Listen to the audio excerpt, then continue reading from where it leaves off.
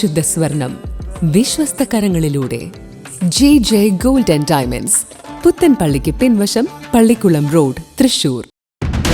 ഒരു ജനപ്രതിനിധിയെ സംബന്ധിച്ചിടത്തോളം ഒരിക്കലും കേൾക്കാൻ പാടില്ലാത്ത, ഒരു കാരണവശാലും കോംപ്രമൈസ് ചെയ്യുകയോ ഏതെങ്കിലും വിധത്തിൽ രാഷ്ട്രീയത്തിന് സന്ധി ചെയ്യാൻ പറ്റുകയോ ചെയ്യാത്ത വിധത്തിലുള്ള ഒരു അനുഭവമാണ്.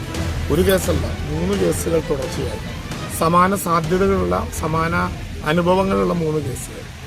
ഒരു മര്യാദയുമല്ല ഇനി ഈ സ്ഥാനത്ത് തുടരുക. കേവലം കോടതിയുടെ പിൻബലത്തോടു കൂടി അറസ്റ്റ് ഒഴിവാക്കി തുടരുമ്പോഴാണ് 3ാമത്തെ ഒരു കേസും കാര്യത്തിൽ വന്നത്.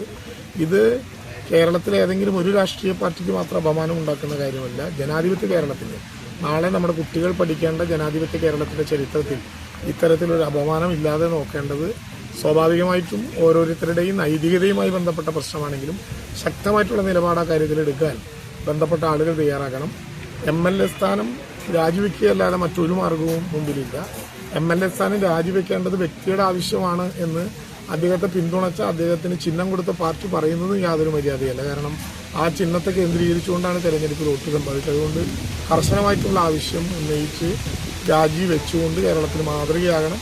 അല്ലെങ്കിൽ കേരളത്തിലെ ഏറ്റവും അപമാനകരമായിട്ടുള്ള ഈ അനുഭവത്തിലേക്ക് കേരളത്തെ കൊണ്ടുപോയതിൻ്റെ ഉത്തരവാദിത്വം ചരിത്രത്തോട് പറയേണ്ടി വരുമെന്ന് ഓർമ്മിക്കുന്നു.